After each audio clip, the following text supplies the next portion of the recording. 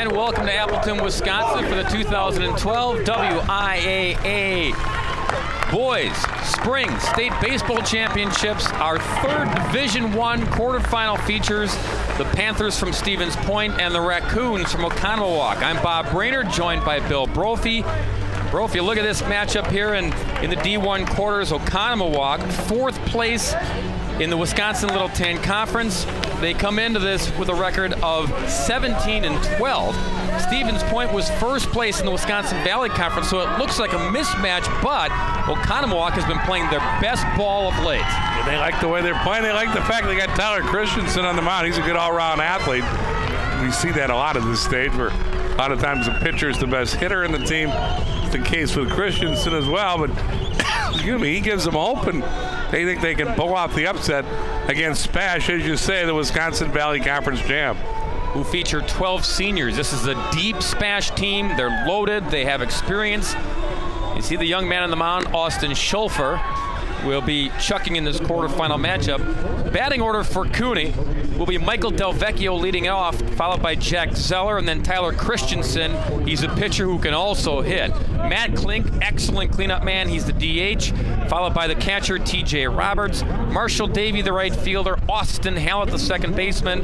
Peyton Williams, the third baseman, will bat eighth, and Blake Lopnow, the left fielder, bats number 9. And again, Austin Schulfer on the hill for Spash. Austin's just a sophomore, a little string bean out there, 5'11", 155 pounds. On the year, Austin's 5-1 with a 177 earning. This is his 12th game. He's 7th of those have been starts. Had 3 saves as well. In 31 2/3 innings, he's allowed 26 hits, 8 earned runs, has walked 11 and struck out 27. Maybe a bit of a surprise. Craig Terpstra, the coach, goes with the sophomore in the state tournament opener. And the first pitch nearly takes off the head of Michael Delvecchio, the leadoff man. Logan Malik has been their ace. He's a 10-game winner and has started 13 games, but they go with the string bean here. And he has a little command issue early on. 2-0 to Delvecchio. Senior leadoff hitter for Cooney. Real table setter for the Raccoons. A tough kid. There's a strike. Delvecchio also plays football and hockey, Bill Brophy. I know you like that. Played on the co-op Kettle Moraine Oconomowoc hockey team. They had a good team. Went to the sectional final. We got that hockey reference out of the way early. Right out of the chute. Another one inside, high and tight. 3-1. Still coming down for that big Kings win last night. Stanley Cup final.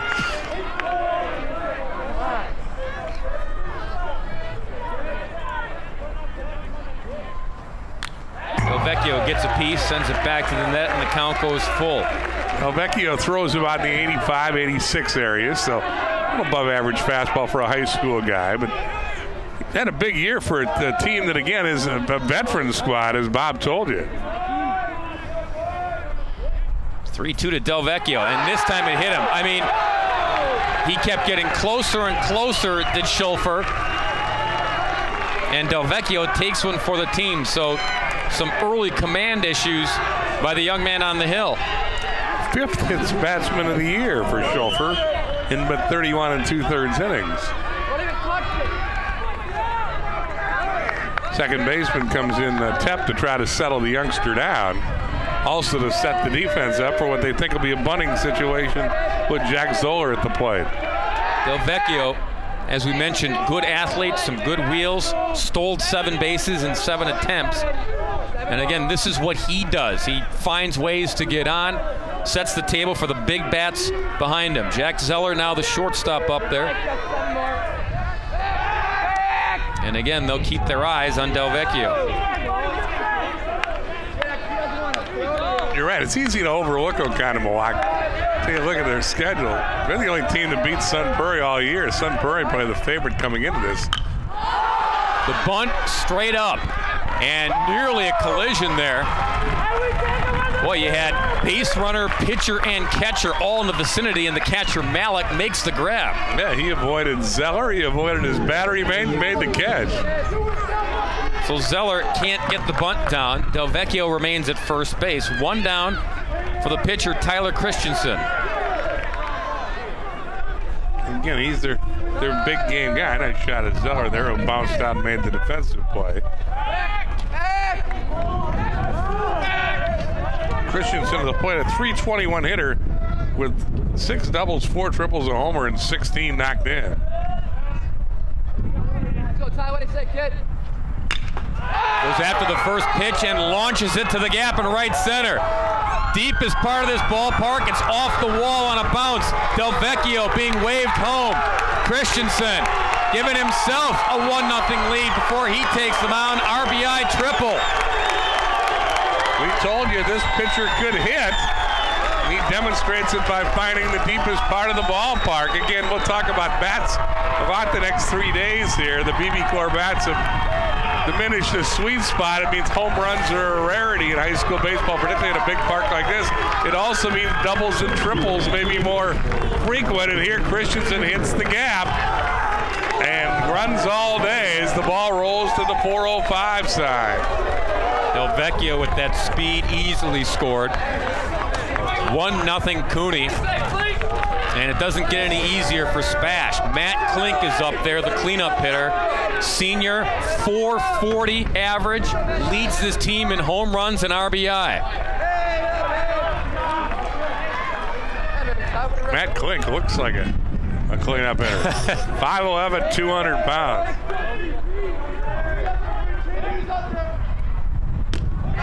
Upstairs from Schulfer.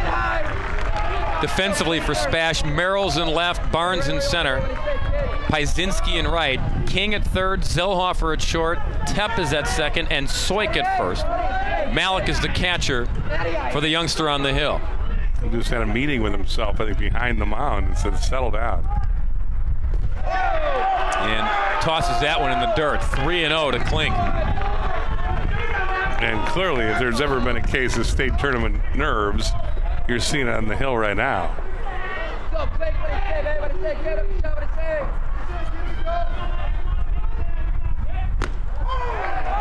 Pounds a strike in there, 3-1. Tom Cameron gives the youngster a break by calling out a strike.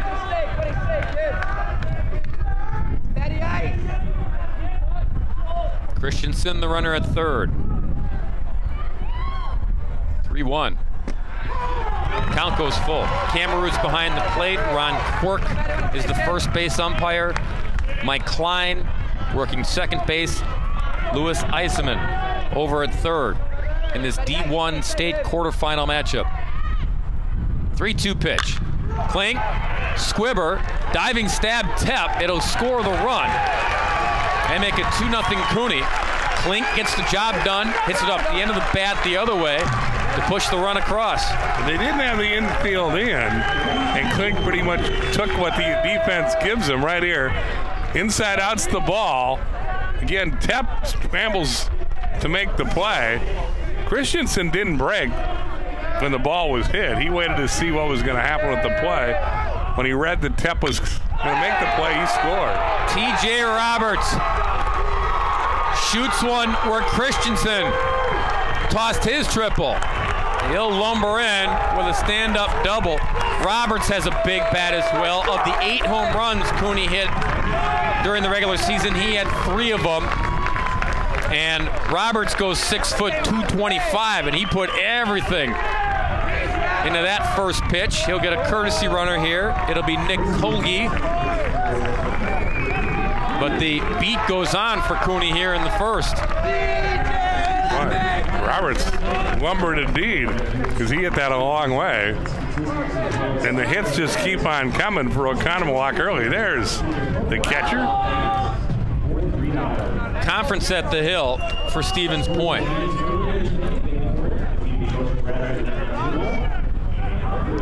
Three hits already given up, 2 runs, and still not out of trouble here in the top half of the first. And the last 2 hits have been loud. Those have been well-hit balls. Big Terpstra, head coach at Spash, trying to settle this youngster down and trying to keep the damage minimal in the first frame. Here's Marshall Davey now, the right fielder.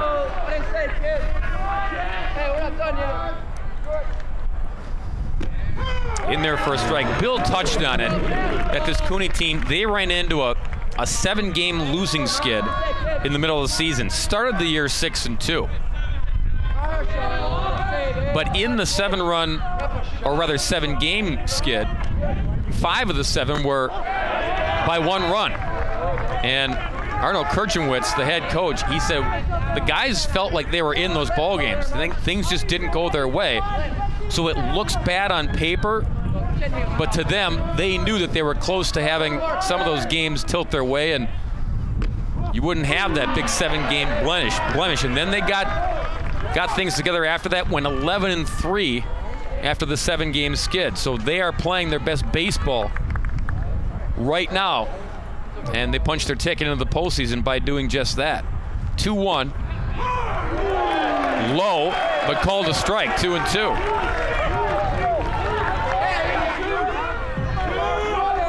Cooney won its sectional by beating Madison La Follette 3-2. Another 1-run ball game that actually went their way to get them to state. Swing and a miss. Davey down on strikes. Schulfer comes up with a big pitch there, but 2 runs on the board for Cooney with Spash set to swing the sticks when we return. The Raccoons strike first against Stevens Point. And the Panthers, record of 21-6. Batting order looks like this. Jacob Barnes, the center fielder, to lead it off. Kale Piezinski, the right fielder, bats second. Left fielder Seth Merrill is third. The cleanup man is Sterling King. Batting fifth, second baseman Jacob Tepp. The DH today is Ryan Roman. Scott Soik, the first baseman, bats seventh.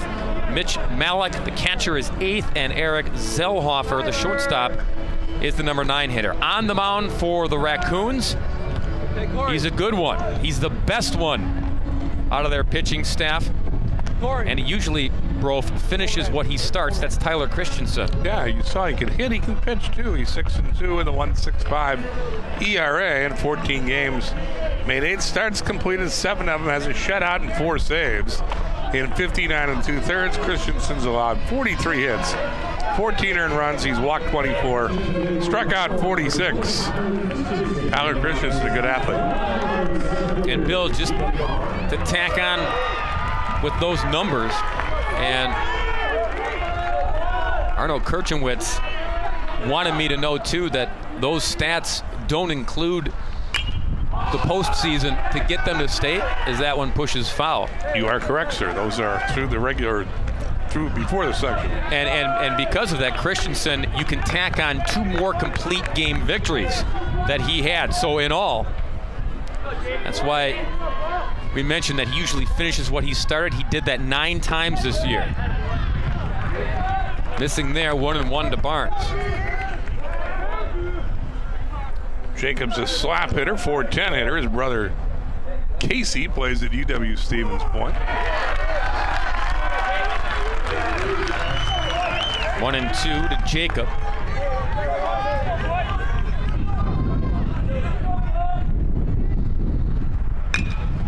Slices that one, going the other way. Lopnow comes in and makes the grab. Battling the breeze, getting his bearings out there at Time Warner Cable Field. Went back, came in, made an adventure. I was going to say, I don't think they'll be showing us the clinic, but Lopnow makes the play. The wind's blowing out left to right. His ball's hit on a line, tough to pick up. Whoop, whoop, whoop. Nice catch. Louis Eisenman, third base ump right there. First pitch on a line right to Del Vecchio. And Piezinski retired. 2 up and 2 down. Panthers hit 2 atom balls to start the game. Lopnow makes this circuitous route to retire Barnes, and then Brzezinski retired on a line drive to center. He also took an interesting route to get there. Here's Seth Merrill now. Defensively for Oconomowoc, Lopnow in left, Del Vecchio in center, Davey in right. Williams, Zeller, Hallett, and Lamp around the horn on the infield. Roberts is the catcher for Christensen. 1-1. to the smash left fielder. Now 1-2. Merrill's the .313 hitter. 3 homers, 18 RBIs. All conference player. A flinch, but it caught the inside corner, and a punch out for Christensen. 1-2-3 goes smash in the first. 2-0 Cooney.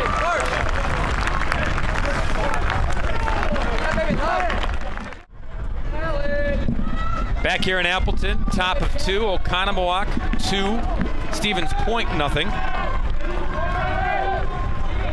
Good to have the boss along, isn't it? It really is. Tim Eichhorst making a rare appearance overseeing his minions. Lurking over our shoulder, make sure everything's up and running, and it is. Little in-between shot, and the bounce to the first, not in time. So Hallett goes after the first pitch, hit it softly between third and short, and the wind kind of knocked it down in between, and then he beats it out for an infield single. Took a funky hop on the shortstop sell-offer, and then Hallett took advantage of that to hustle down the line and beat the throw. Second inning in a row, Oconomowoc's got the leadoff man on.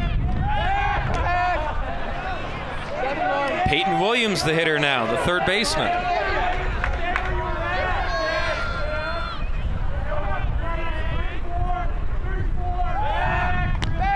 Almost gunned that one. Beyond the reach of Soik.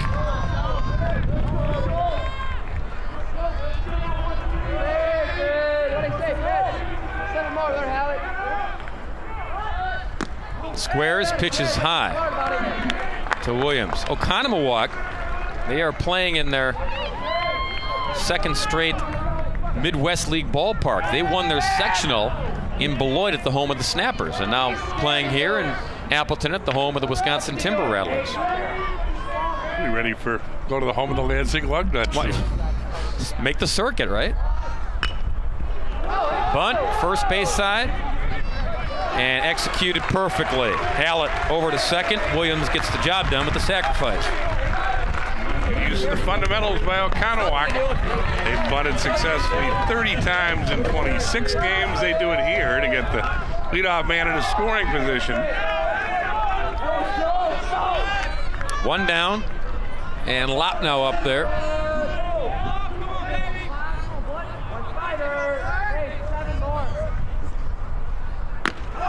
Upstairs.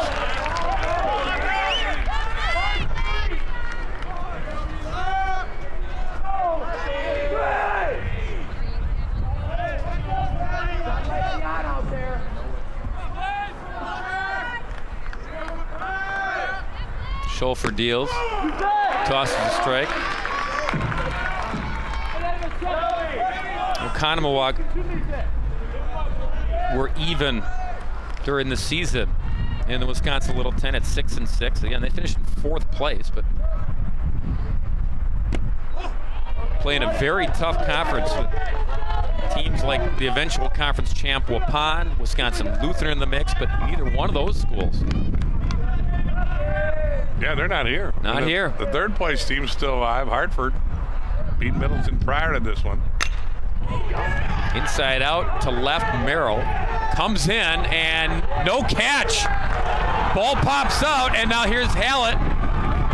Thought about sending him for a moment, but the stop sign went up quickly. Well, the wind must be playing tricks out in left field. And Bob now knows it. He's the left fielder who had the adventure last half inning. He sends a similar line, the goal line drive out there at his counterpart Merrill, and Merrill had similar problems other than he didn't make the catch. And give the third base umpire credit for being out there. Louis Eiserman signals right away that this is not a catch. And same route, Bill. Went back and then had to charge back in to try to make the catch. And as you can see, Eisenman out there to immediately ruled that Lapnow's ball fell in front of Merrill. Heads up base running by Hallett to take an extra base. Runners at the corners now with one down, and back to the top of the order, and Delvecchio. He was hit by a pitch and scored in the first. Earlier today, they said the winds were gusting up to 20 miles an hour. The wind has been a factor all day, but this is really the first time we've seen it come into play in a game. Smash to left. Down for a base hit. Hallett scores to make it 3-0. And Delvecchio, when he's not setting the table, he's getting that done from the leadoff spot, knocking in runs to third of the game right here in the second. And there's activity in the Stevens Point bullpen in a hurry. They really never let this sophomore get settled. And Delvecchio just rips this ball into left. It's a run scoring hit. And throwing in the bullpen is Logan Malik. And an animated discussion on the hill with the entire infield and the entire battery for Stevens Point. Craig Terpstra is, you see the bullpen action, Craig Terpstra was, the meeting breaks up now, but he was very animated in trying to make his point to his guys here down 3-0.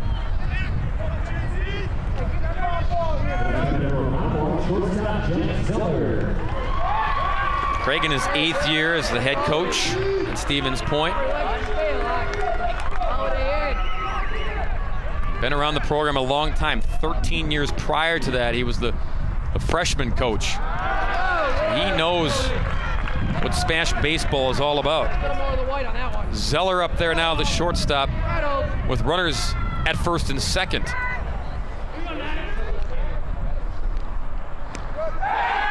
Throw to second, hits the runner, but the ball doesn't pop too far away, so no advance. And again, that young man just never seemed to be at ease on the mound today. And in a jam once again, with the meat of the order lurking for Oconomowoc. 1-0 to Zeller. Nearly gets away again. Saw plenty of that in the first inning. Yeah, he's overthrown a lot. And it's the credit to Oconomowoc. I think we're going to have, I guess it's an exchange of helmets. That's his running helmet. Anyway, it fits always better. Something, yeah. Delvecchio asked for his running helmet. He's adjusted it, as you can see. Perfect speed over in the bullpen. Jackie Moon. 2-0 hit back to the screen. Obviously very close to our mic. Whoa! Logan Malik continues to warm down the left field line for Stevens Point. Big hole between first and second with the runner being held on basically by Tepp. Tepp was almost directly behind second base as if there was a shift on for a left-handed or right-handed pull hitter. Yeah, and you can see Tepp as he walks back, but he's behind the bag at second. Missing there to Zeller. Count goes full. That opens a big hole. Zeller can inside out a swing to the right side. You get the impression Oconomowoc on the verge of a big inning early. You saw Tom Cameroon take the mask off and go over and put his hand up to the Stevens Point dugout. Didn't want the chatter. 3-2. If this goes to the gap, it's trouble. It is. Oconomowoc will score again. Lop now in. Delvecchio to third. 4-0 Cooney. And the hits just keep on coming against Spash. Both base runners read that well as Zeller does go the other way and hits the gap here in right center. The guy is second. Bob now, after going back to the bag, got a good jump and scored easily, and Delvecchio saw all the way the ball was going to drop. He went to third. It's another 2-run inning at least, and it's 4-0 Oconomowoc. And now you got big old Christensen. And Klink lurking on deck. So nowhere to hide. And they are encouraging Malik to work quickly in the bullpen. In fact, the encouragement has ended. The move's about to be made. That'll do it for the youngster.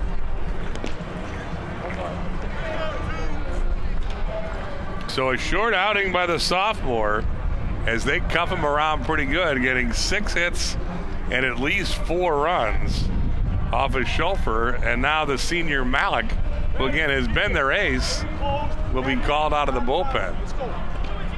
Call's been made. I don't really understand what the delay is in getting the pitcher in the game.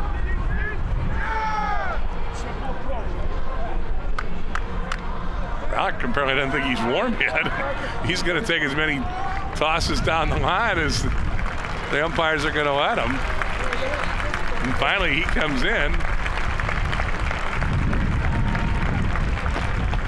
So Logan Malik will be in. Mitch Malik will be part of the battery. So Malik to Malik will step aside during the warm-up tosses and come back. 4-0 Oconomowoc. 4 runs on 6 hits. Put on a little 8. It's another Malik on the hill. This one Logan pitching to Mitch. And again, he's been the ace. 10-2 with a 1.72 ERA in his senior year. This is his 14th game. His first out of the bullpen. He's thrown 3 complete games and 2 shutouts in his 13 starts. In 73 1/3, Logan's allowed 47 hits, just 18 earned runs, has walked 43 and struck out 108. Man, quite honestly, I think some people were a little surprised Craig Terpstra didn't start the senior over the sophomore. The gamble didn't work. And he comes into this situation, a fortuitous one, to use a Bill Brophy term, with runners at the corners, 1 out, and already down a 4 spot. Christensen back to the box. Malik drops it, gets the out at first. So no damage done on the scoreboard. Del Vecchio holds at third. Zeller moves to second, and there are 2 outs with Klink coming up. I think Malik was thinking double play. This ball's hit pretty hard, and I'm not sure Malik knew he had it.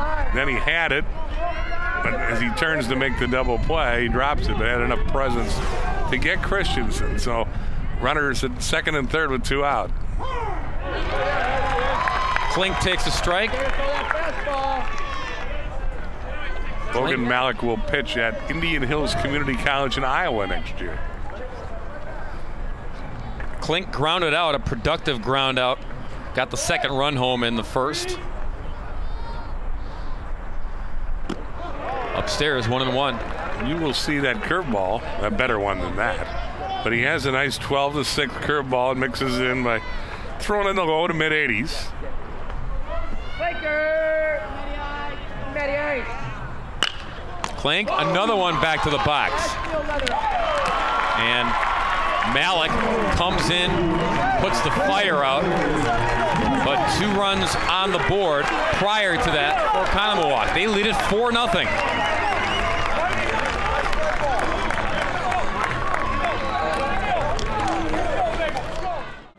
There you go. Back here at the yard in Appleton, Oconomowoc 4-0 over Stevens Point. They jump on the Panthers for a pair in the first and the second.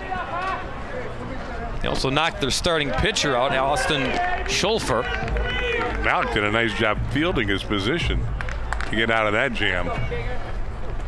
Sterling King leads it off for Spash. And again, we said, I don't think Logan Malik felt he was warm coming in. He took extra warm-up pitches, and he's actually in the bullpen again, trying to get loose. He's normally a starting pitcher, so he has a normal routine, probably of 15 minutes or so before a start to go through, and he's not used to coming out of the bullpen. This is his first relief appearance, and clearly he didn't feel he was warm and called into the game out of necessity there in the second. Yeah, and again, I mean, we're not the head coach, but it's kind of a head scratcher why he didn't start this game. 1-2 to King off the end of the bat, up the middle, nice bounce for Zeller, but the throw is wide at first. Roberts there for the backup. Zeller got a nice hop ranging to his left from the shortstop position, and looked like he had plenty of time to get the runner, but the throw was wide. They ruled it a hit, but I agree with you. He got that room service hop here, and I thought he was going to throw him out. Hit up the middle, It's the big hop right there, which should have helped him. Takes a crow step to set himself and then throws it to the outfield side. They were able to hit, though. Tep off the end of the bat. Hallett, second for one. Relay is not in time. But they get the lead runner, King. And there's one down. Man, these Panthers are going up there hacking. And this Oconomowoc team, we told you about Christensen, how stingy he is, how strong he is, all the complete games. This is a good defensive team behind him. They don't make a lot of errors. High chop. And again, they just get the lead runner, but another out, 2 down.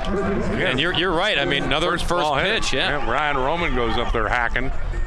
It's a slow hopper, and Zeller and Hallett make sure they combine to get one. The relay not in time. So 2 down, and now Soik, the first baseman. And he's had a big year, hitting .448. The homer and 12 RBIs. He leads the club with that mark. Arno Kirchenwitz, the Cooney head coach, talking with him last week, said defense has been a big reason for their strong showing down the stretch. The outfield across the board is strong defensively. And the defense as a unit, they're not flashy, but they understand what has to be done, and they just get the job done. And they understand, again, losing a lot of those one-run games during their 7-game losing skid, they understand the importance of defense, how a play here and there can be the difference in a one-run ball game. Well, you're familiar with this ballpark as well as any, and here the outfield, there's a lot of room to roam, and you can see right there, the gaps in particular. Center fielder, in this case Del Vecchio, is asked to cover a lot of space. That one off of Soik. I mean, you see it games where the minor leaguers play here, and they have more power than these kids, and without watered down aluminum bats now. But here, there's a lot of room in those in that outfield in a minor league park for high school kids. Well, and we saw Oconomowoc take advantage by hitting balls to the gap in right center, where you can run all day. Ball 4 to Soik, puts 2 on with 2 down. First walk issued by Christensen. Really the first guy to work the count. Make Christensen work at all. And now Mitch Malik, sophomore catcher, will step in. Mitch is not related to Woken. That's why I was very careful by saying it's Malik to Malik, but it's not brother pitching to brother. I should know that you would know that, but his sister's on the Smash softball team. Mitch's is. This isn't marathon after all. No. Marathon is just, it's like a family baseball game in the backyard. 1-1 to Mitch Malik.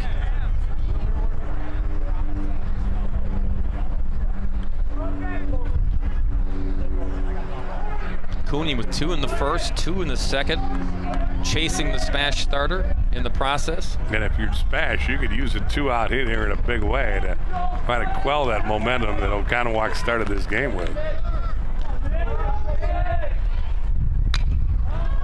This one hit deep but foul.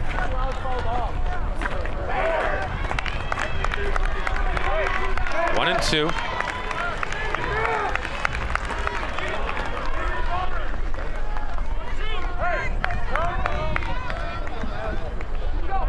Bayport and Hartford won earlier today. Up the middle, base hit. Run is home. There's that much needed 2-out hit that Smash had been seeking. So they get the leadoff single from King, 2 force outs, a walk, and a very big 2-out single by Mitch Malik. He goes up the middle. and scores Roman, and Spash at least is on the board. 4-1 Oconomowoc. Number 9 hitter Eric Zellhofer steps in.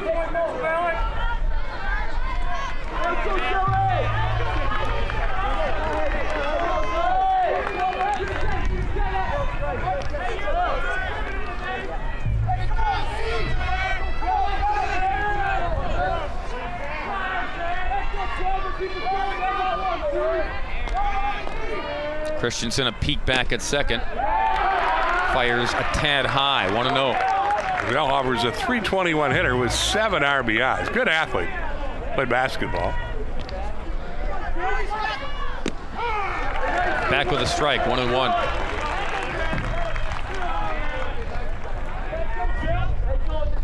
You see Christensen works quickly. Off the end of the bat, little looper, could be trouble. It is. Drops in for a base hit.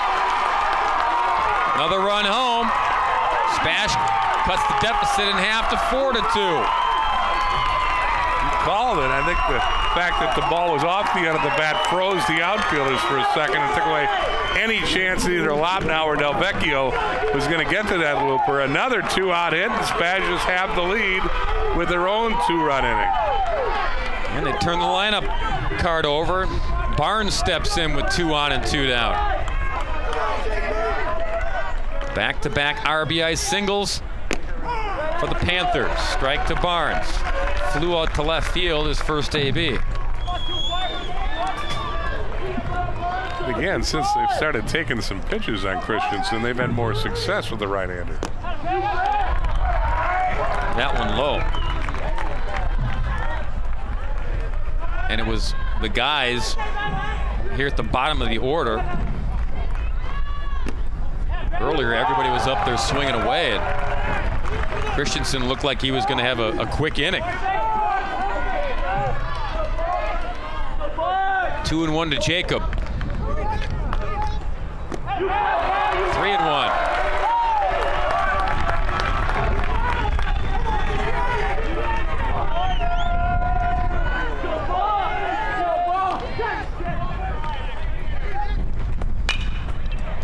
Sliced foul. Count is full. So with 2 outs and 2 on, the runners will be on the move here. You could have kept that one fair. We got a tie game. That's what Barnes likes to do, go the other way. Slap the ball, we told you. At 410 doing it this year. 4 doubles, 12 RBIs. Not much of a power threat. Runners take off, fouled off, we do it again.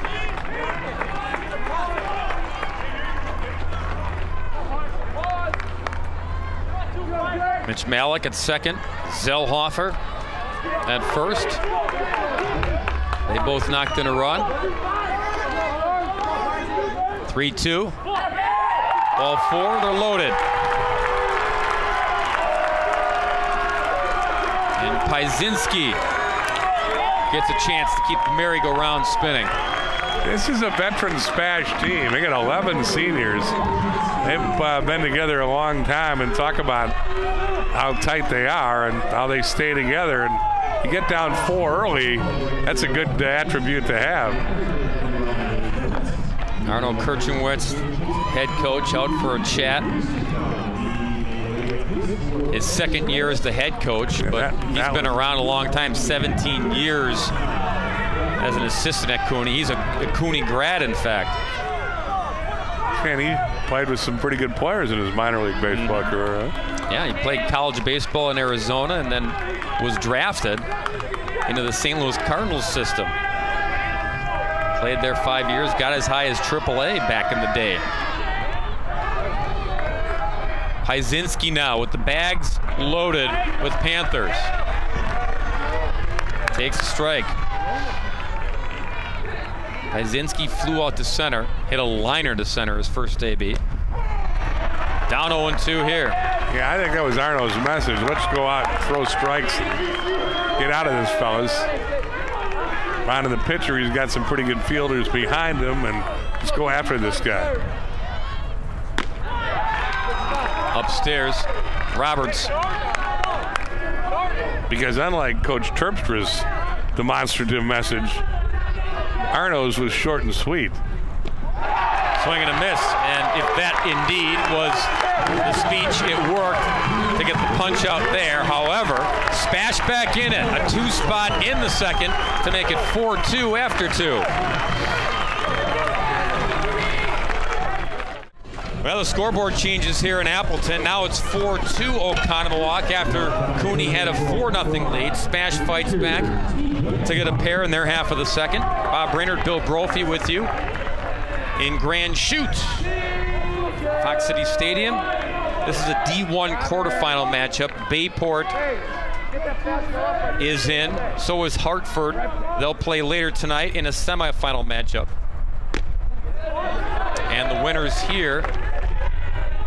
winner here will play the winner of our next and fourth and final quarterfinal game, which is Sun Prairie and Appleton North. Good matchup. That pitching dominated the earlier games. Ben Messenger struck out 16 in a 3-hit shutout. Bayport wins 9-0 over Kenosha Bradford, and then Hartford Union beat Middleton 5-1 as John Spurtle scattered 6 hits. Kevin Clipstein drove in 3 for the Orioles. So one little 10-team won today, and this Oconomowoc club would like to make it a big morning and afternoon for the little town. In fact, in games against Hartford, Oconomowoc split with the Orioles during the regular season. Each team winning a game. Dirty, better get a new one. Count is full on TJ Roberts. Now he's down.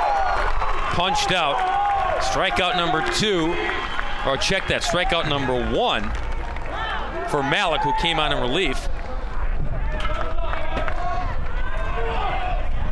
And after getting warmed up, he let that one fly for strike 3. I think he's warm now. They say, again, he throws in the low to mid-80s. But that might have been his best fastball to punch out Roberts.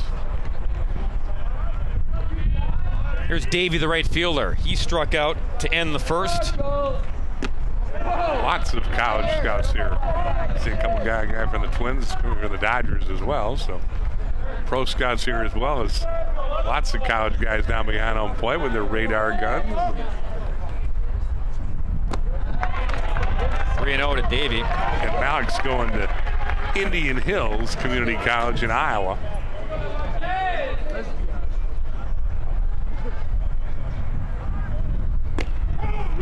But in games like this, you'll see a guy and go, I like him. Follow him next year in Indian Hills. Yep. You coach in the WIC, you coach in Minnesota or Mankato or Winona State, you might give him a call. Nicely done off the mound. Malik pounces on that Davey chopper, and there's 2 down. And I'll bring up Hallett, the second baseman. Singleton scored in the second. Harvey Keene Jr. from the Brewers. Stuff from the Brewers is here. Jay Wilson's here. Jay Wilson's here. Didn't bring his radar gun, however. No. Emily Cumley's here. Emily's here. She has a radar gun, which is why they got up here so fast to Appleton. Yep. Jay brings the whole staff. Hallett down 0-2. And Malik, as we said, needed that extra warm-up tossing between innings. Looks warm, looks loose, looks dialed in here. Foul tip there. Better take the ice back there. Eye opener.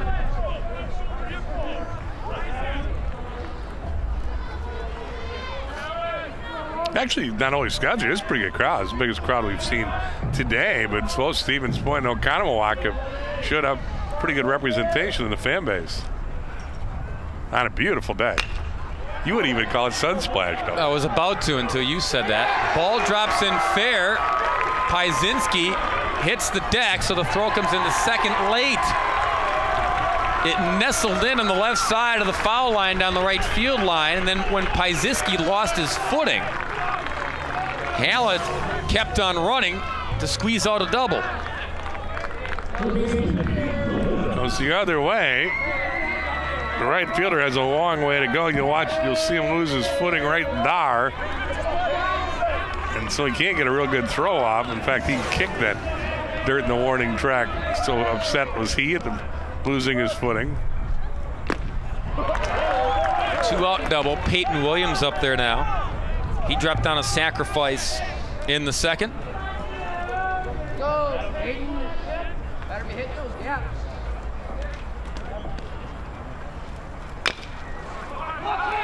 Tapper, that's in fair territory. The throw bounced over to first. Well, that's the right play, but you got to almost question King on why he just didn't go 2 strides to his left and tag out Halleck, who didn't make a very good base running play. That'll be a hit, they say. My goodness.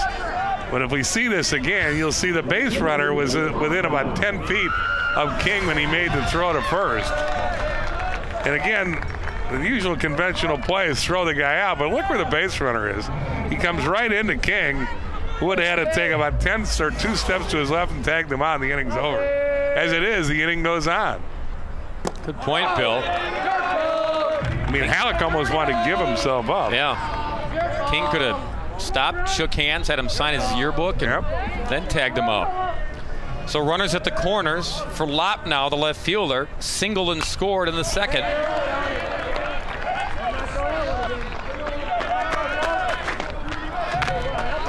Seventh base hit of the afternoon for Cooney.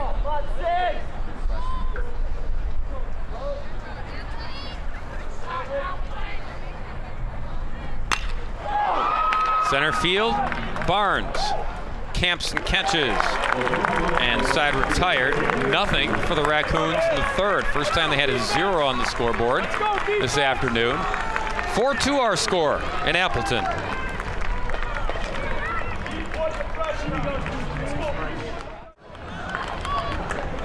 We're back in Appleton, watching some D1 quarterfinal baseball. Oconomowoc and Stevens Point, 4-2. Cooney on top at the moment. Merrill, the left fielder, leads it off. Then King and Tepp, 3-4-5 for Spash. Against Tyler Christensen, senior ace of this Cooney staff. Ripped to the shortstop, bobbled. Zeller stays with it, throws not in time. Hard hit ball, eats up Zeller is short. I would think it's got to be an error.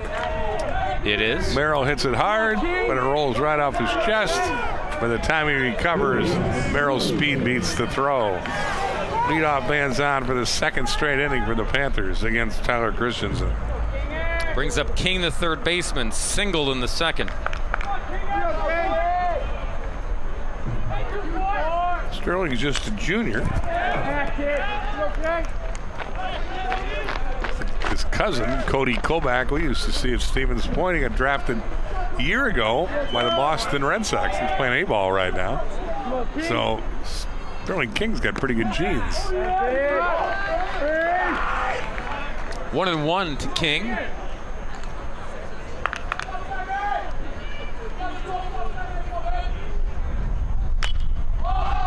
Lifted to left, shallow. Coming in on the run, Lopnow makes the catch. And there's one down. Here's a pretty good example. Well, you've seen really, you watched either this game or either the preceding two. That ball died. Again, there's new bats in high school baseball this year. They were new in college baseball a year ago. And statistical data to show that these new bats have diminished scoring, which is what they were devised to do. It means a diminished sweet spot on the bat, so the ball doesn't trampoline off the bat, as they say. So the bats just aren't as juiced as they were. It's a safety issue.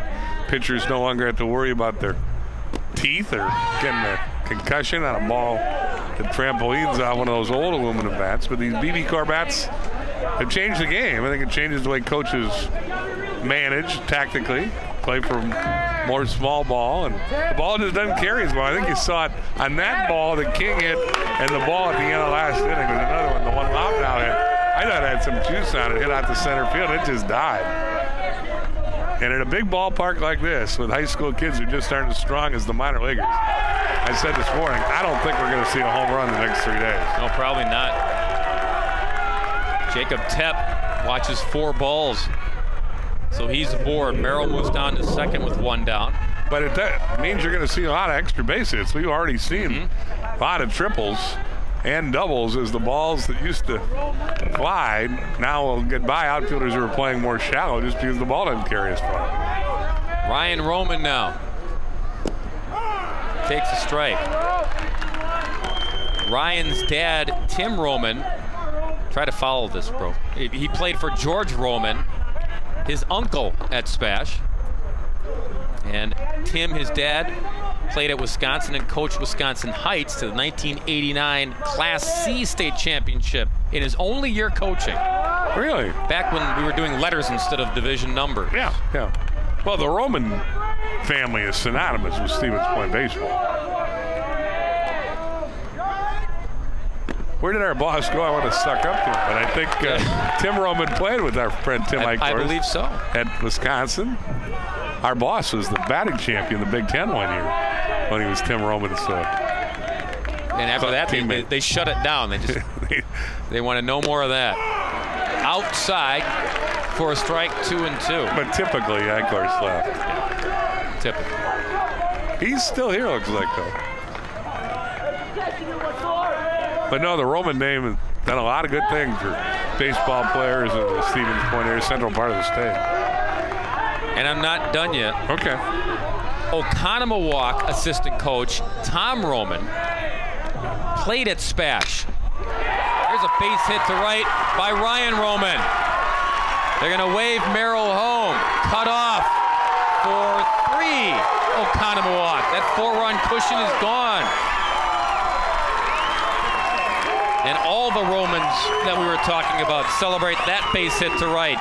Well, Christensen's mad because Lamb cuts it. Here he is again. Well hit ball to right. Davey makes a good throw. Lamb cuts it off. He's got to play at third, but he's looking at home. We don't see it. Like our camera guy, Lamp was looking at home. Look at Christensen's reaction here. He's mad because he knows if Lamp throws it to third, they've got Tepp as an out. As it is, there's runners on the corner. It's a 1-run game, and there's only 1 out.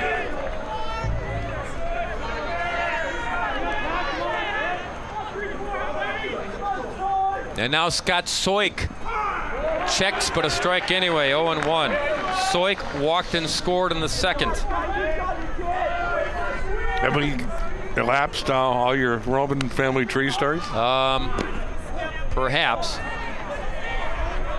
I'll finish the thought that Tom Roman, again, he's an assistant coach for Oconomowoc. Yeah. He played at Spash, and he is George Roman's son. Okay. So that... So the relation to Ryan Roman, who got the base hit,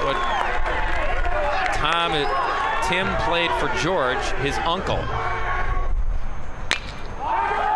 Now we'll get the... If I had a telestrator, it'd be a lot easier. Yeah. Catch made. Yeah. Now the question is, when did the runner leave at third? Right. Because if he left early... Yeah, and in fact, the Oconomowoc dugout screaming to appeal at third. If he left early, if Tepp left early, this will be a double play, and it will be 4-3. At the moment, it's tied at 4. They're going to appeal at third right now. Christensen about to throw over, and Williams to tag the bag. The base umpire said no. He left that. It's a legal play. So we're tied at 4. Make it a sac fly RBI for Soik. Here's why there's a discrepancy. The ball's hit the right center. The dive, he catches it, then drops it. The umpire rules it's a catch. The runner was said to have left after the catch was made, so Tepp scores to tie the game. And it was also dicey because the umpire had to make sure before he gave the out sign that it was indeed a catch. Yep. So there was a little hiccup delay with the diving snag, with the call, and then with the drop ball. But when it's all said and done, Soik gets the sac fly RBI to tie it at 4. Now Mitch Malik up there, the catcher, to second. Hallett makes the play, side retired. But we got a brand new ball game in Appleton. Spash scores 2 more, and we're tied at 4.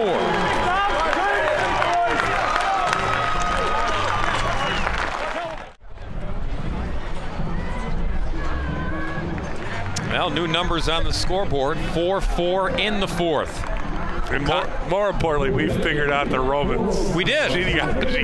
We did. So Ryan Roman, Tom Roman, who's the assistant at Oconomowoc in the Cooney dugout, Ryan is a nephew of his because... Okay, anyway, trust us. We got it figured out if we need to tell you later. That's the Roman Empire. And we got a tie game. That's really the important thing. Top of the order, Michael Del Vecchio leads it off for Oconomowoc, then Zeller and Christensen. Go, Michael, what do you say, kid? And even though you and I and maybe some folks on the Stevens Point side were wondering why you would start the sophomore instead of the senior, well, now it's a moot point because you got your senior on the hill, and he gets a brand new ball game to work with. No question. Oconomowoc gets 2 in the first and second. Stevens Point gets 2 in the second and third. That's why we're even. And third time through the order for Del Vecchio, his first look at Mallet. He checked in time there. Count goes 2-2. Del Vecchio hit by a pitch in the first. RBI single in the second. That one bounced up there. Count is full. And again, this is what Del Vecchio does. He finds ways to get on base. Can steal a base once he's on. Table setter for the heart of the order. He's done his job today. And he does it again. Draws a walk, leadoff man aboard. Zeller the shortstop. 1 for 2 with an RBI single in the second. I like a hawk over there. Oconomowoc mentioned they were in Beloit for their sectional. Beat Madison West to start that sectional, then Janesville Craig 4-1, and in the sectional final, Madison La Follette 3-2. Go, Jack. Bunt caught by King. King was sneaking in from the third base side and right there to pounce. Nice athletic play here. King anticipating the bunt. Zeller didn't get it down. So 1 down, and Christensen the pitcher. RBI triple for Tyler back in the first. Takes 1 high. They greeted Malik with the first of 2 comebackers, which got Malik out of a real sticky situation in the second, one he inherited from Schulfer, the starter.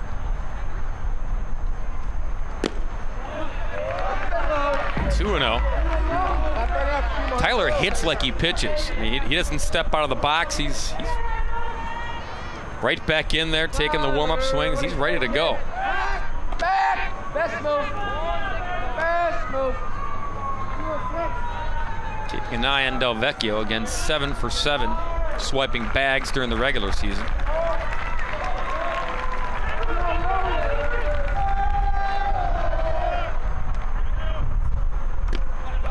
Christensen, big cut. It's already on that fastball.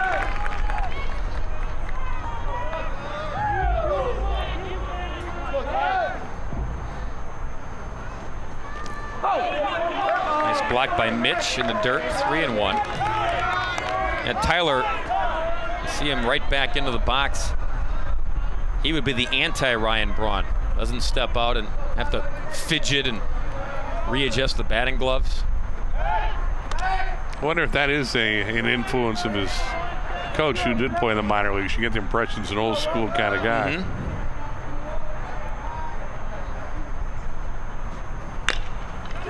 Tapper to second. And they'll get Christensen at first. Tepp on the slow roller decided to get the sure thing over at first. And he's over there telling Zellhofer, the shortstop, I wanted to make sure there to get at least one. He gets Christensen for the second out with Del Vecchio now down at second. Well, he did. I thought he was going to tag the runner going by. Tagging runners is allowed, isn't it? You're allowed to do that. Here's Matt Klink taking a strike. Klink is 0 for 2, but he drove in a run with one of his ground outs. Scared of you, don't have to that fastball. I've seen what you do. And gets hit by the pitch. Second time today, first time that Malik has hit a batter. Puts 2 on with 2 down for Roberts, the catcher. Klink has been plunked twice Very good. this season. Roberts has to shed the shin guards from the on-deck circle before stepping in. Way to wear it. Way to wear it. A double for Roberts in the first inning, a strikeout in the third. Can't put this guy on anymore. And Oconomowoc could use a 2-out hit to get the momentum back in this game. Go, Teach. Takes a strike. As in his game of ebb and flows, it certainly appears to be wearing red, this momentum right now.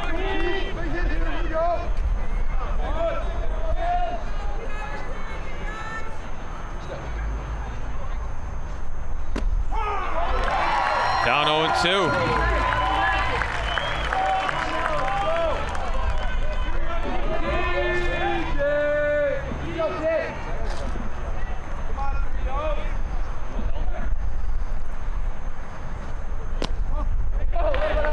There, 1-2.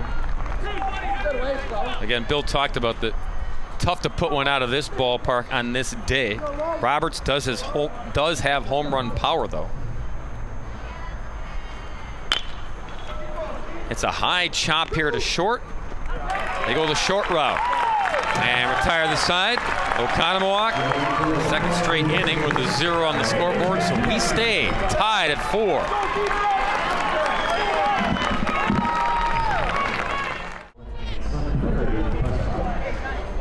Bottom 4, Oconomowoc 4, Stevens Point 4. There's your 4 score. Hey, one hopper here. I do have more on the Romans, bro. Hey, Thank God. George Roman, the former coach. In the air, in the air, in the air. He retired as the winningest coach. George Roman did in 2005. First trip back to the state tournament for Spash since 05 when George Roman retired. Really? It's been a while. Yeah. Both these teams, in fact, it's their 13th trip overall. When you think about Spash, you think recently, because they've won the Wisconsin Valley 6 of the last 8 years. Perennial team, but Oconomowoc has a rich history of baseball success. It's just been a while. In fact, 13 trips for both teams, 3 state titles for both teams, and Oconomowoc has been runners-up at the state tournament 3 other years. Yeah, I think it's an interesting field. You've got the traditional powers. I mean, as you're pointing out, Spash and Oconomowoc. You got the new kids on the block. Bayport is arguably the team of the 2000s. I mean, you can make the case Sun Prairie ought to be in that class as well. But then Middleton's become a perennial power as the Madison has changed from maybe Memorial being a strength to Middleton being a strength. But you got Appleton North is here for the 2nd straight year. I mean, it's an interesting field. Zohofer rolls out the second for the first out. Back to the top of the order, and Barnes. Oconomowoc, state champs back-to-back years in 80 and 81. And before that, the first one, 1959 for Cooney. And the runner-up, silver trophies back in Lake Country, 91, 92, and 96. In fact, Arnold Kirchenwitz, he was telling me that he was trying to track down some former players that played on the back-to-back champs team in 80 and 81. He wanted to find somebody to tell these kids just what it's like to go to the state tournament and win the whole thing. Just kind of share that experience from a past Cooney player. Didn't know if he'd be as successful finding somebody from the 59 squad. Well, they're not that old. A little harder. Well, but you're right. I mean, that's...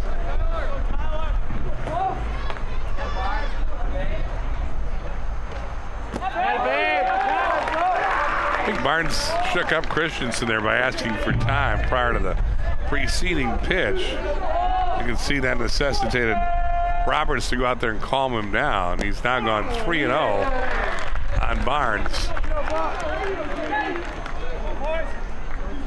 And that's what Barnes wanted to do, is shake up this right-hander.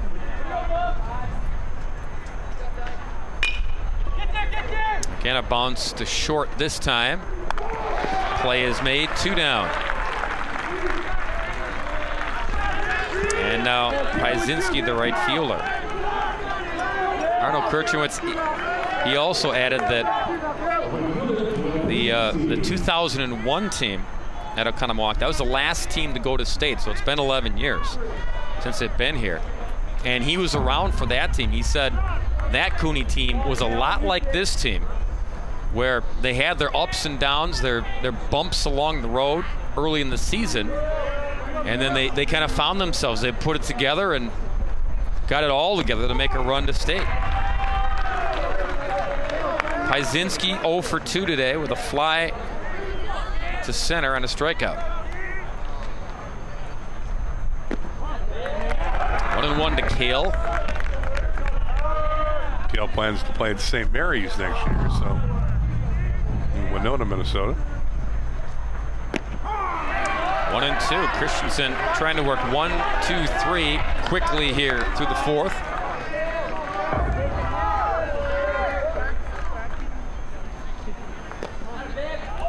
Two and two. I've never seen anybody that, I mean, a lot of high school kids work quickly. Christensen, whether he's on the mound or in the box, he is always ready to go. And they're clearly trying to break that rhythm. Yep.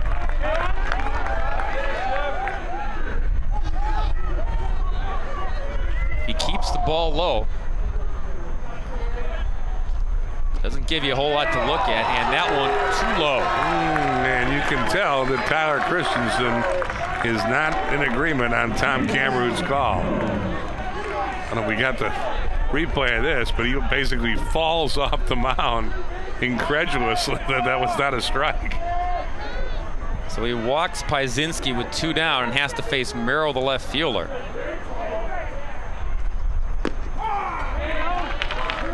Comes back, pounds a strike in there.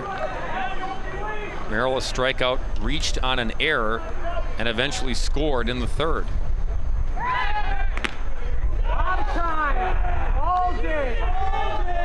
Seth Merrill grew up in Georgia, moved to Stevens Point. I'm an all-conference player, so they're quite happy to have him. They pick off the runner.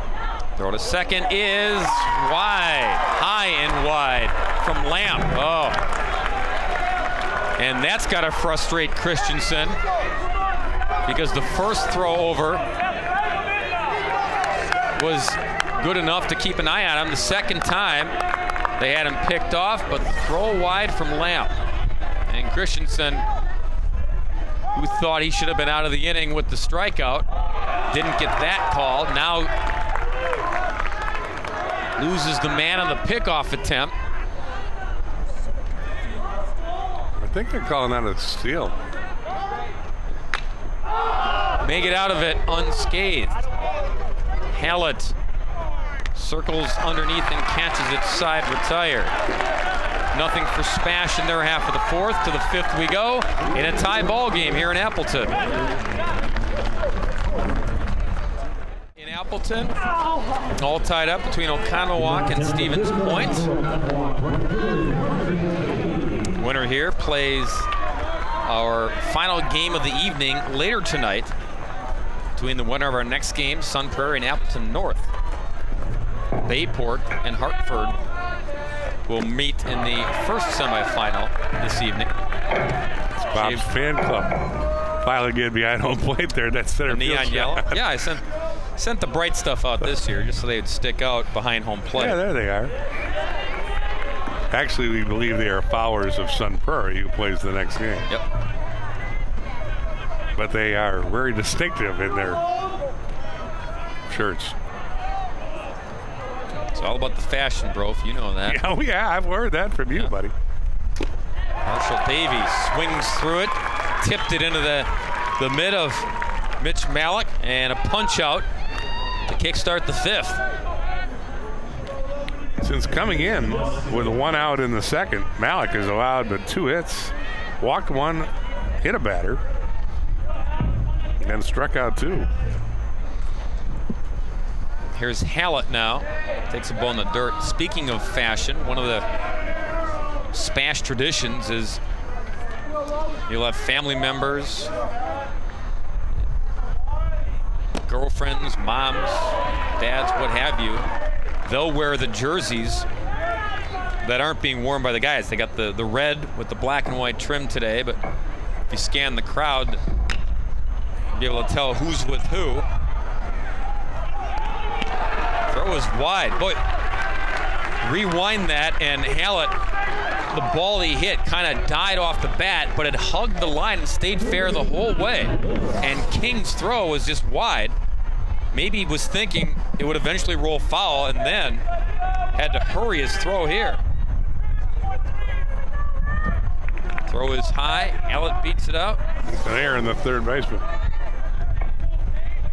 So he's aboard with 1 out, and Williams, the third baseman. Hallett's been aboard 3 times today. Singled and scored in the second, doubled and got as far as third in the third, and now he's aboard again. Throwing the dirt there, and Soik with some nice glove work.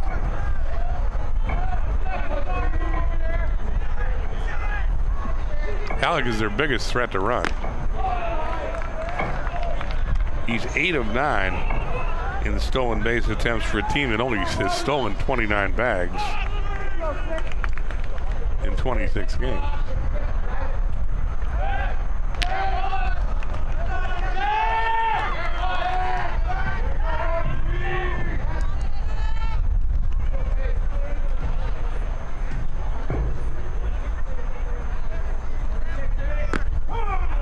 Strike to Peyton Williams. We got the Pittsfield team tomorrow that's stolen 125 bases. Prescott has stolen 117 in Division III. So we're bringing our track suits tomorrow. Crazy numbers there. Swing and a miss by Williams, 1 and 2. Lap now on deck.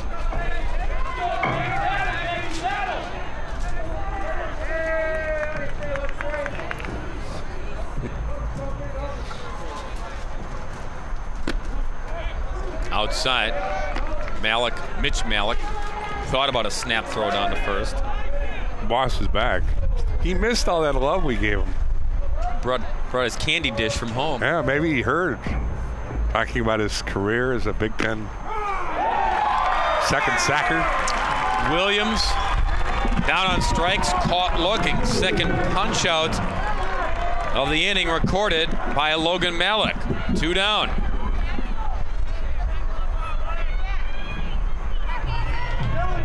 That's 3 Ks now for Malik since coming on in relief.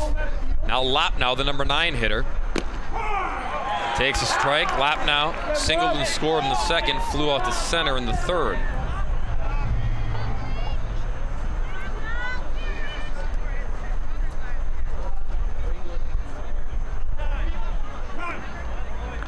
Time called.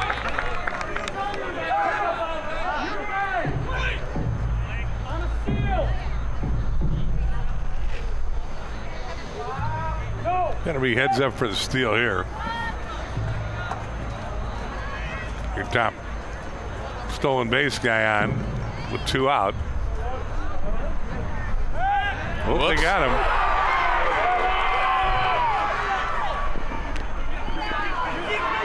And the pickle is on.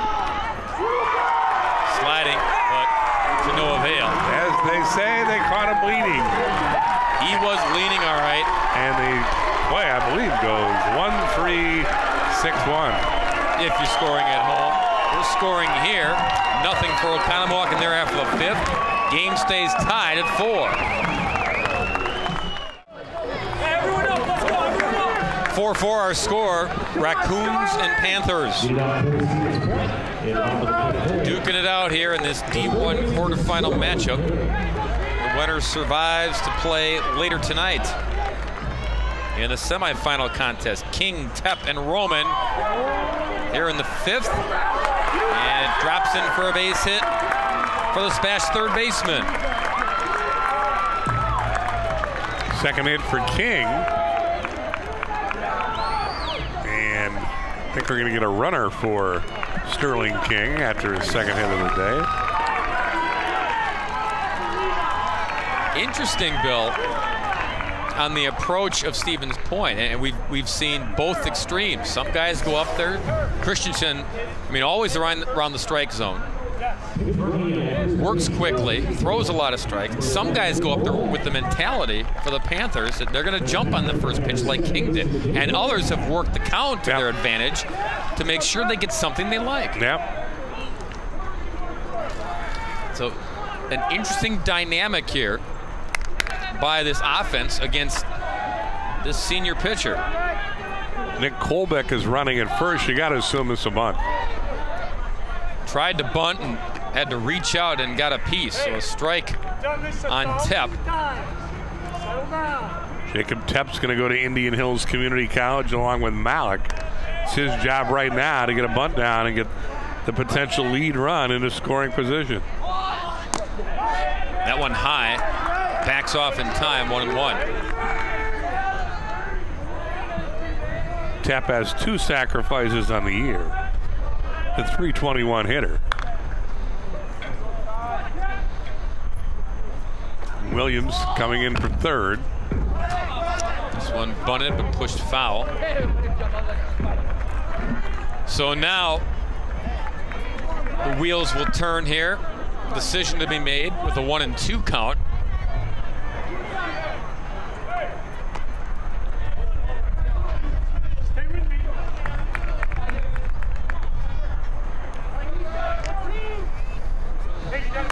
Tepp grounded out in the second, walked and scored in the third.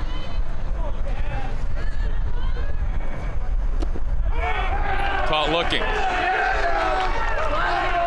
Christensen challenged him and pounded a strike in there. 1 down. Hasn't been a lot of strikeouts. That was only a big one for that man, Christensen. 3? 2 of them called, I believe. Yep. 1 down. Here's Roman, the DH. RBI single back in the third. Takes the ball. That was the end we got the Roman family tree down. Right. We settled on that? I think we covered everybody. Okay.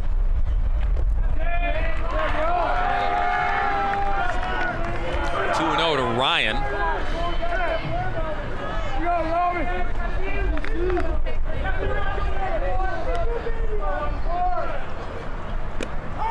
Spash continues in this tournament. We'll be doing a feature of Get to Know Your Romans. Maybe I might be able to dig up some more info as Ryan swings through that one,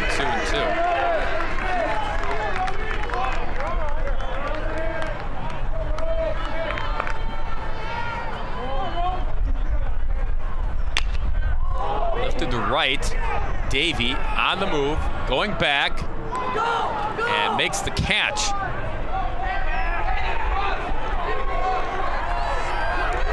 And now, I don't think he caught the ball. He did. That's a force out, I think. If he didn't catch the ball, it is a force out at second. I think the runner passed I think the hitter Roman passed the runner, and now, he should be out. And Craig Terpstra is saying that the umpire went out and signaled that it was a catch. Yes, he did. And now we've got the umpires arguing with the first base coach too. I gotta say, I never saw a signal from the first base umpire whether it was a catch or not. Anyway, there's going to be a man on first and 2 out when it's all done here. And maybe we can see on the replay if he indeed caught it. Roman is retired is the bottom line. And King, or the courtesy runner for King, Colbeck, remains on first. So here's Soik, the first baseman, with 2 down. Takes a strike. Craig Terpstra, the Spash head coach, coaching at third base, he signaled that he saw one of the umpires get the out signal that it was caught. Well, I'd like to see it again if we could. We'll try to take a look during the break at the end of this inning and then show it to you when we come back. If we can pick anything up. 1 and 2 now on Soik. Swing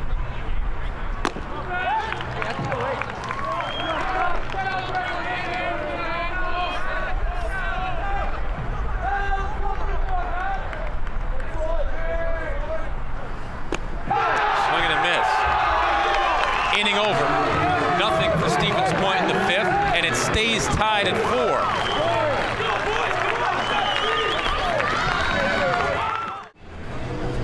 Top of 6 here in Appleton. It's 4-4 between Oconomowoc and Stevens Point. Now back to the play that was in question.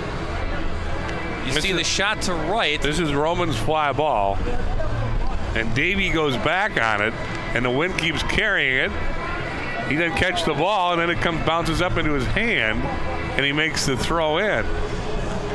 But I believe the umpire, who we can't see in the picture, signaled that he made a catch. Thus, Roman went back to the dugout, and Colbeck went back to first base. And quite honestly, they didn't get that one right. We were able to look at it in regular speed.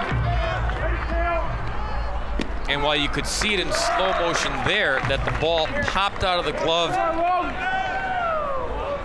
and Davey then was able to barehand it with the right hand, it was quick. When you see it in regular speed, even zoomed in like that, it's a quick exchange going from the glove to his hand, and then he turns to fire back into the infield. So, and to his credit, I believe Ron Quick called it a catch. So at least he might have got it wrong, but at least he was demonstrative, and everybody out there knew what the deal was. And Lapnow, who was in there when the pickoff play happened to end the 5th, gets a fresh AB here in the 6th.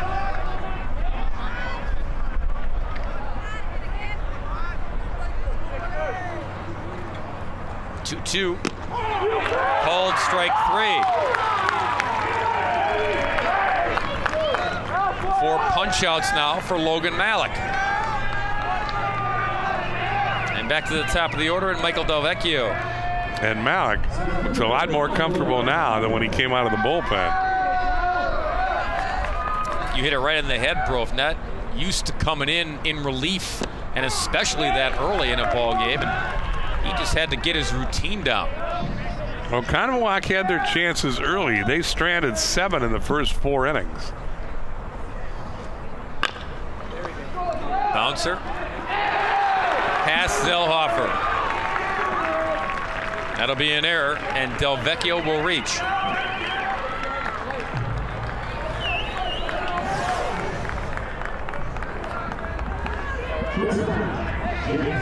Well, there, you know, he was concerned about the speed of the leadoff guy and just forced it, because he's going to make that play most times.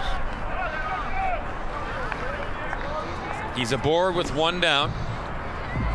Zeller, the shortstop now, with a single and 3 trips.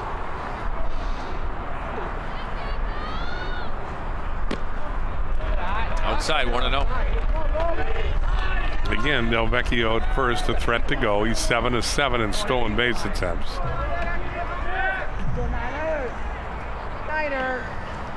He stays put. Zeller takes a strike, 1-1.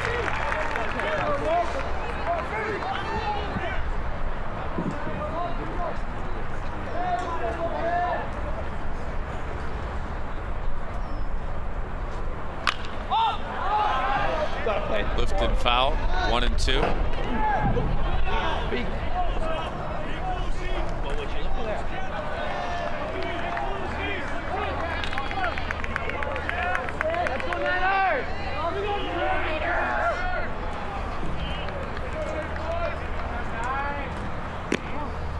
Two and two.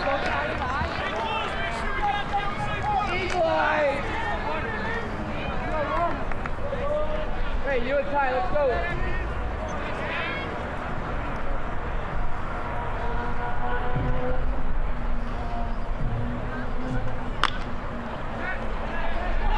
Fisted. And into the glove of Tepp at second, 2 down.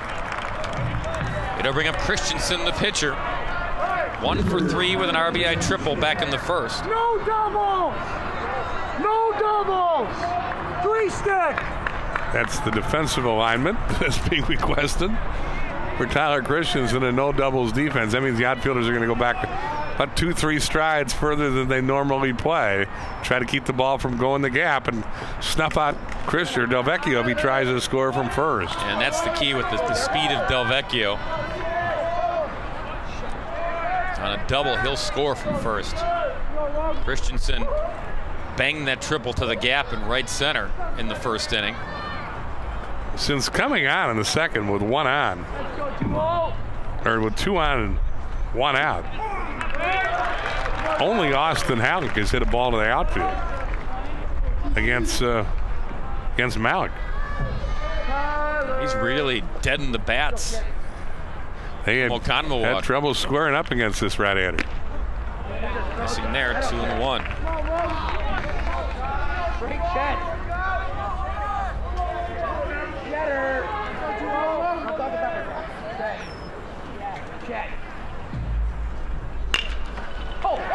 Up the middle, diving stab, Zellhofer.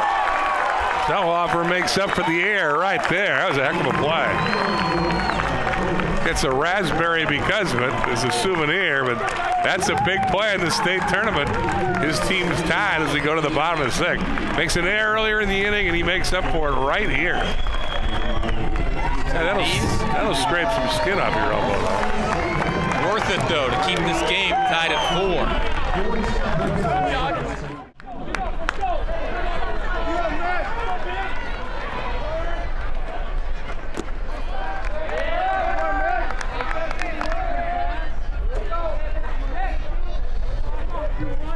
Bottom 6, Stevens Point, 4, Oconomowoc 4. Stevens Point, by the way, in the final Wisconsin Baseball Coaches Association rankings, poll if you will, ranked 7th in Division I. Mitch Malik with a slow roller to Hallett at second, and there's 1 down. Sun Prairie, who we will see following this game, number 1 in the coaches poll. And again, you talked about earlier, Bill, 1 loss on the season, that only loss to Oconomowoc. A long time ago, but hey, it counts. It was a 5-4 Cooney victory. April 9th, I believe it was.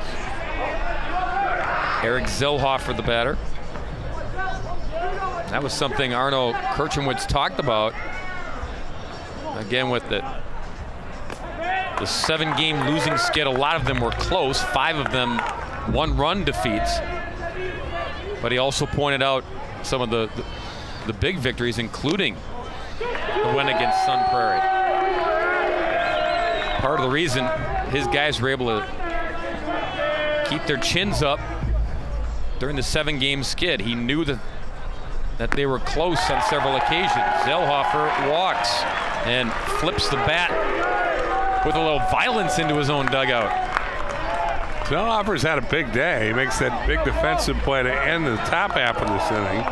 He had a big 2-out single when Spash got 2 runs and basically turned the momentum of the game around back in the second inning.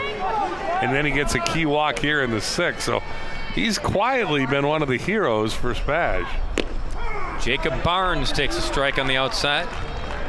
Barnes today 0 for 2 with a walk.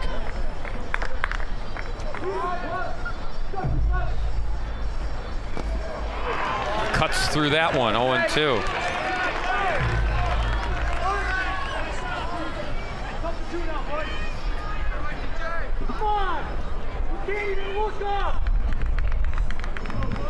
Checking the signs on the third base box. Head coach Craig Terpstra. I beg your pardon. Sorry, coach. I think T.J. Roberts wants to go and calm Christensen down there. He took his time. And there's Craig. Saw him at the local Subway sandwich shop when I was getting my lunch. Wow. Imagine earlier that. Today. Yeah, oh, he was buying for, the ball club. He had a bigger order than I did. Hope he let you get ahead of him in line. He was ahead of me, but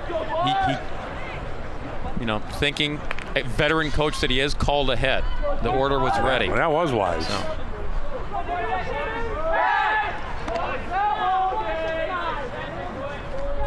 And after the way this game started, you maybe thought they were a little bloated from the footlongs before the game.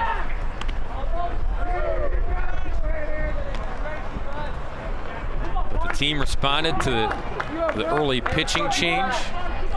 They were able to rattle Oconomowoc starter Tyler Christensen in the second, 2 more in the third. And that's where we are, tied at 4. Not surprised they pitched out there. Now I wouldn't be surprised to see Zellhofer run on the 1-2 pitch, because Barnes looks like he handles the bat pretty well. Likes to go the other way, and they give him the hole between short and third. The outfield plays him to hit the left, but there's an inviting hole for a slap hitter between the shortstop and third baseman. Right now, if you'd start Zellhofer. Waits on that pitch, lifts it to left. Lopnow comes in and makes the grab. Lopnow was playing shallow. I think both left fielders have learned to play a little more shallow than they normally would, with that wind knocking a lot of the balls down. It was Barnes' drive in the first inning that Lopnow turned into an adventure in the outfield, but before making the catch. 2 down. Piezinski, the right fielder. A walk in 3 trips. Ball skips away from Roberts. Zellhofer, huge turn. And Eric, I think he wanted to, you can tell, he wanted to keep going. And he got the stop sign from his head coach, but he wanted to keep motoring and make something happen, put himself in position at third base. Well, he had a pretty good secondary lead and got a big jump. But we saw in the preceding game, Middleton ran itself out of the tournament by making 4 outs in the bases in the last 4 innings, and that wasn't going to happen. Bouncer to short. Zeller can't find the handle, not in time. Zellhofer down to third. Piezinski safe on the error. Runners at the corners with 2 down. Well, as he should. Zellhofer was off at the crack of the bat. Thus, he got to third about the time Zeller made the boot. He took a wide turnaround third, and again had to be held up by his coach. This is going to be an E6 on Zeller. The third error of the day for Oconomowoc. That's unfortunately just a bobble. But when he threw it to first, that's when Zellhofer had thoughts of going home. He did not, so we have runners on the corners with Seth Merrill at the plate and 2 out. And a key spot in the ball game, and as you said, about an hour and a half ago, Tyler Christensen finishes what he starts. Nobody's up in the bullpen for Oconomowoc. In the dirt.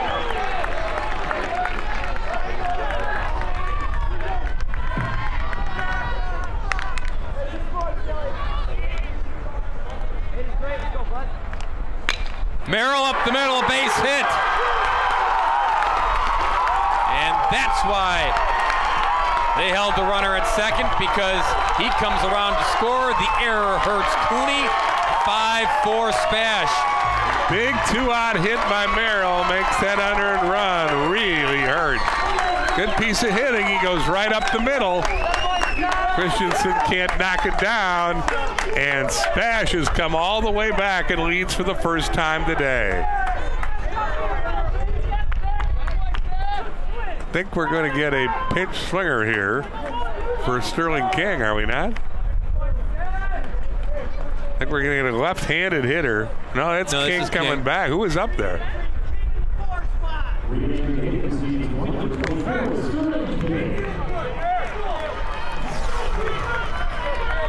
Here's we playing Merrill's ball, and again it just goes up the middle.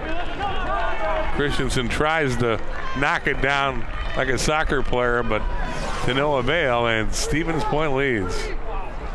And now King with a pair of base hits. Off of Hallett. Runner coming home. Safe.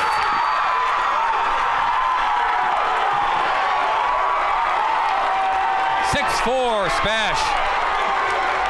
Pyzinski all the way in from second.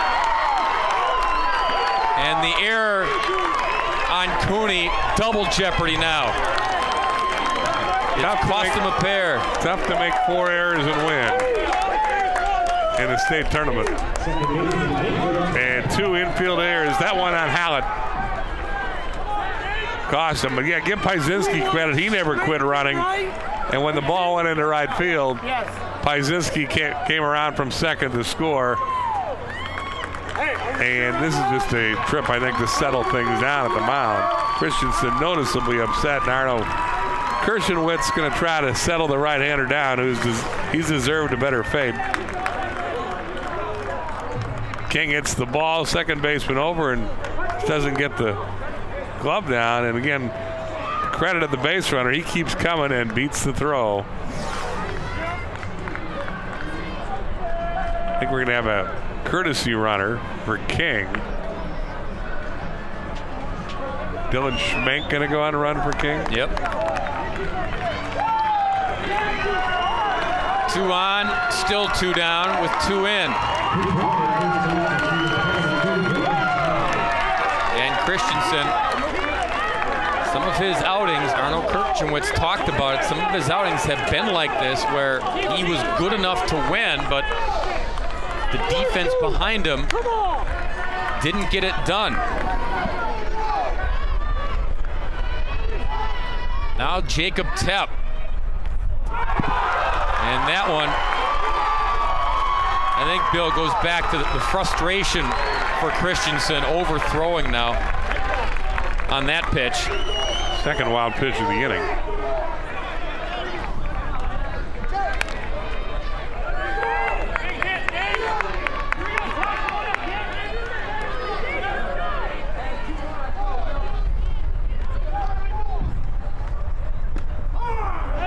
In there for a strike, 1-1.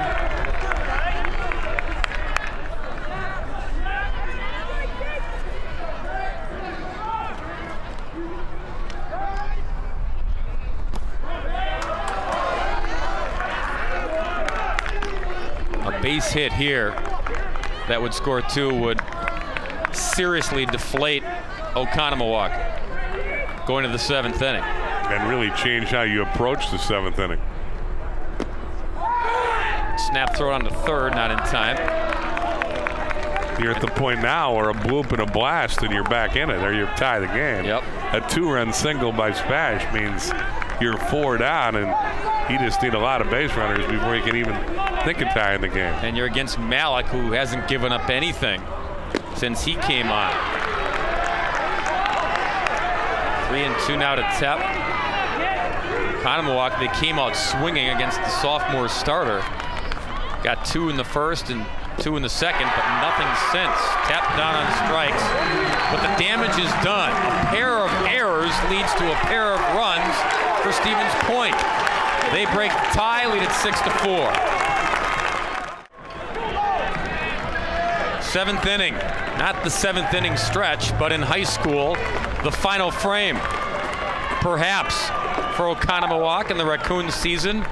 They need 2 to tie, 3 to take the lead after giving up 2 runs in a tie ball game in the 6th. Klink, the DH, will kickstart the 7th against Logan Malik, who came on early in this one out of the bullpen, but has been stingy since. 4 2/3 innings of 2 hit scoreless relief. He can run his record to 11-2 with 3 more outs.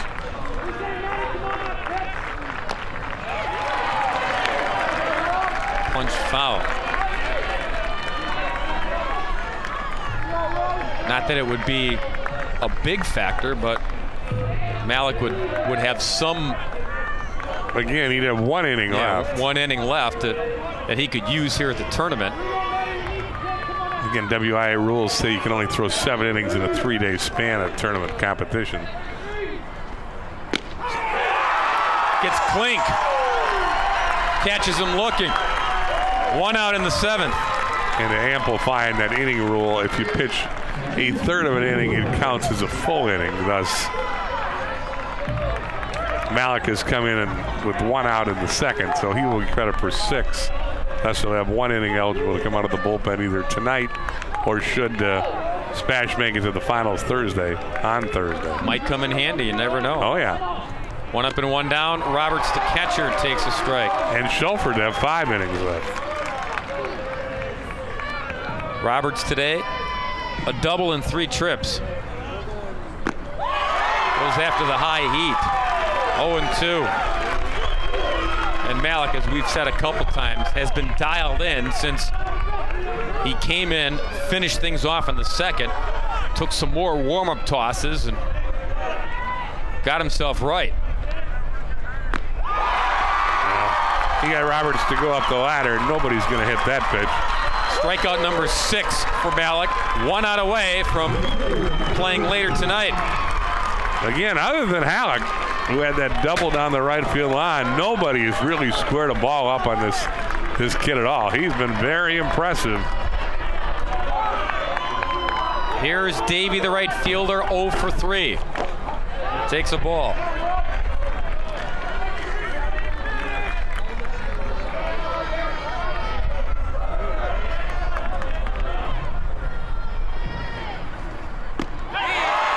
Swing and a miss. And you know the other thing I like about this kid?